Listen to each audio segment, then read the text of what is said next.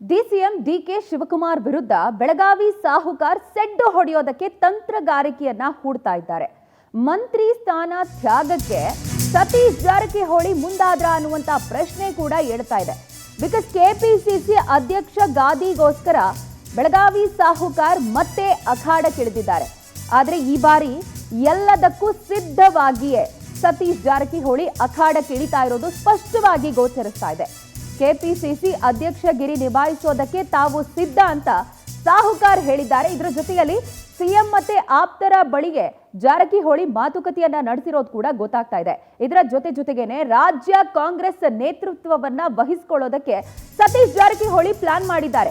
Because ಅವ್ರು ಕಣ್ಣಿಟ್ಟಿರೋದೀಗ KPCC ಅಧ್ಯಕ್ಷ ಸ್ಥಾನದ ಮೇಲೆ. ಹೈಕಮಾಂಡ್ಗೆ ತಮ್ಮ ಅಭಿಪ್ರಾಯವನ್ನ ತಿಳಿಸೋದಕ್ಕೆ ಕೂಡ ಸತೀಶ್ ಜಾರಕಿಹೊಳಿ ಮುಂದಾಗಿದ್ದಾರೆ. 2028 ಕಾಂಗ್ರೆಸ್ ಪಕ್ಷ ಅಧಿಕಾರಕ್ಕೆ ಬಂದ್ರೆ ತಾವು ಸಿಎಂ ಆಗಬಹುದು ಅನ್ನುವಂತ ಲೆಕ್ಕಾಚಾರ ಇದರ ಹಿಂದೆ ಅಡಗಿದೆ ಅನ್ನೋದು ಗೊತ್ತಾಗ್ತಾ ಇದೆ. ಕೆಪಿಸಿಸಿ ಅಧ್ಯಕ್ಷರಾಗಿದ್ರೆ ಸಿಎಂ ಸ್ಥಾನಕ್ಕೆ ಅವರು ಧ್ವನಿಯನ್ನ ಎತ್ತಬಹುದು. ಯಾರು ಕೆಪಿಸಿಸಿ ಅಧ್ಯಕ್ಷರಾಗಿರ್ತಾರೋ ಅವರೇ ಸಿಎಂ ಆಗಬೇಕು. ಇದೊಂದು ಪರಿಪಾಠ ಇದೆ, ಅದೊಂದು ಹಯರಾರ್ಕಿ. ಈಗ ಡಿಕೆಶಿ ಸಿಎಂ ಸ್ಥಾನಕ್ಕೆ ಇನ್ನಿಲ್ಲದ ಪ್ರಯತ್ನವನ್ನ ಮಾಡ್ತಿದ್ದಾರೆ. ಒಂದ್ ವೇಳೆ ಬದಲಾವಣೆ ಆಗದೇ ಇದ್ರೂ ಕೂಡ ಸಿಎಂ ಕುರ್ಚಿಯನ್ನ ತಾವು ಕೂಡ ಕೇಳಬಹುದು. ಇದನ್ನ ಪದೇ ಪದೇ ಸಾಹುಕಾರ್ ಪುನರುಚ್ಚರಿಸ್ತಾ ಇದ್ದಾರೆ. ಅಂಡ್ ಆಲ್ಸೋ ಅವ್ರು ಮೆನ್ಷನ್ ಮಾಡಿದ್ರು, ನಂದೇನಿದ್ರು 2028 ಟಾರ್ಗೆಟ್ ಅಂತ. 2028 ಗುರಿಯಾಗಿಸ್ಕೊಂಡೇ ಕಾರ್ಯತಂತ್ರವನ್ನ ರೂಪಿಸ್ತಾ ಇರೋದು ಇದೀಗ ಗೊತ್ತಾಗ್ತಾ ಇದೆ. ಈ ನಿಟ್ಟಿನಲ್ಲಿಯೇ ತಂತ್ರಗಾರಿಕೆಯನ್ನ ಸತೀಶ್ ಜಾರಕಿಹೊಳಿ ರೂಪಿಸ್ತಾ ಇದ್ದಾರೆ.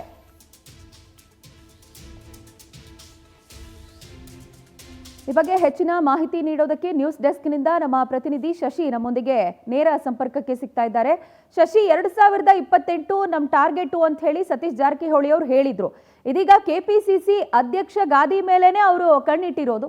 ಸೊ ಇದು ಯಾವೆಲ್ಲ ರೀತಿಯಾದಂತ ಲೆಕ್ಕಾಚಾರಗಳನ್ನ ಹೊಂದಿದೆ ಅಂತ? ಪ್ರಜ್ವಲ, ರಾಜ್ಯದಲ್ಲಿ ಕಾಂಗ್ರೆಸ್ ಸರ್ಕಾರ ಅಧಿಕಾರಕ್ಕೆ ಬಂದು 2 ವರ್ಷ ಕಳೀತಾ ಬಂದರೂ ಕೂಡ ಇನ್ನೂ ಕೂಡ ಅವರಲ್ಲಿ ಒಗ್ಗಟ್ಟು ಕೂಡ ಕಾಣಿಸ್ಕೊಂತಿಲ್ಲ.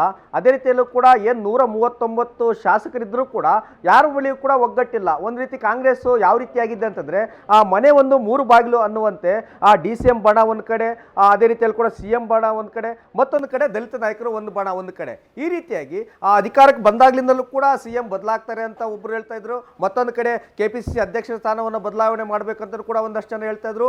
ಮತ್ತೊಂದಷ್ಟು ಜನ ಜಾತಿವಾರು, ಸಮುದಾಯವಾರು ಒಂದಷ್ಟು, ಮತ್ತೆ ಅದೇ ರೀತಿಯಲ್ಲೂ ಕೂಡ ಪ್ರಾಂತ್ಯವಾರು 4 ಜನ DCMಗಳನ್ನ ಮಾಡಿ ಅಂತ ಹೇಳ್ಬಿಟ್ಟು ಸಾಕಷ್ಟು ಪಟ್ಟಣ ಹಿಡಿದಿದ್ರು ಕೂಡ ಅದರಲ್ಲೂ ಕೂಡ ಪ್ರಮುಖವಾಗಿ KPCC ಅಧ್ಯಕ್ಷರ ಸ್ಥಾನಕ್ಕೆ ನಾವು ಕೂಡ ರೆಡಿ ಇದ್ದೇವೆ ಅಂತ ಹೇಳ್ಬಿಟ್ಟು KR ರಾಜಣ್ಣ ಅವರು ಒಂದು ಕಡೆ ಹೇಳ್ತಾ ಇದ್ರು, MB ಪಾಟೀಲ್ ಕೂಡ ಒಂದು ಕಡೆ ಹೇಳ್ತಾ ಇದ್ರು. ಅದೇ ರೀತಿಯಲ್ಲಿ ಕೂಡ ಪರಮೇಶ್ವರ್ ಸೇರಿದಂತೆ SC ಮಹದೇವಪ್ಪ, ಅದೇ ರೀತಿಯಲ್ಲೂ ಕೂಡ ಏನು ಸತೀಶ್ ಜಾರಕಿಹೊಳಿ ಇವರು ಕೂಡ ನಮ್ಮನ್ನು ಕೂಡ ತಾವು ಕೂಡ ಪ್ರಭಾವಿ ನಾಯಕದಲ್ಲಿದ್ದೇವೆ, ನಾವು ಸಮುದಾಯದಲ್ಲಿದ್ದೇವೆ, ನಾವು ಕೂಡ ಅರ್ಹರಿದ್ದೇವೆ, ನಾವು ಬೇಕಾದ್ರೆ ಸಚಿವ ಸ್ಥಾನವನ್ನು ಕೂಡ ಬಿಟ್ಕೊಡೋದಕ್ಕೆ ಕೂಡ ರೆಡಿ ಇದ್ದೇವೆ, ನಮ್ಮನ್ನು DCM ಆದರೂ ಕೂಡ ಮಾಡಿ, ಇಲ್ಲವಾದರೆ KPCC ಅಧ್ಯಕ್ಷರ ಸ್ಥಾನವನ್ನಾದರೂ ಕೊಡಿ ಅಂತ ಹೇಳ್ಬಿಟ್ಟು ಪ್ರಮುಖವಾಗಿ ಕೂಡ ಬೇಡಿಕೆಯನ್ನು ಇಡ್ತಿದ್ರು. ಅದು ಯಾವಾಗ ಅಂತಂದರೆ CM ಅವರ ಕುರ್ಚಿ ಬದಲಾಗುತ್ತೆ, DKಶಿ ಅವರು ಮತ್ತೆ CM ಆಗ್ತಾರೆ ಅಂತ ಯಾವಾಗೆಲ್ಲ ಚರ್ಚೆ ಬರುತ್ತೋ ಅವಾಗೆಲ್ಲವರು ಕೂಡ ಈಗ CM ಆಪ್ತರ ಬಣ ಒಂದು ಎಲ್ಲ ರೀತಿಯಲ್ಲೂ ಕೂಡ ಕ್ಲೈಮ್ ಮಾಡ್ತಾಯಿದ್ರು. ಈಗ ಡಿಸೆಂಬರ್ ನಂತರ ಸಚಿವ ಸಂಪುಟ ಎಲ್ಲ ಒಂದು ಕಡೆ ಪುನರ್ರಚನೆ ಆಗುತ್ತೆ. ಅದೇ ರೀತಿಯಲ್ಲೂ ಕೂಡ DK ಶಿವಕುಮಾರ್ ಮುಖ್ಯಮಂತ್ರಿ ಆಗ್ತಾರೆ ಅಂತ ಹೇಳ್ಬಿಟ್ಟು ಸಾಕಷ್ಟು ಚರ್ಚೆ ಕೂಡ ಆಗ್ತಿದೆ.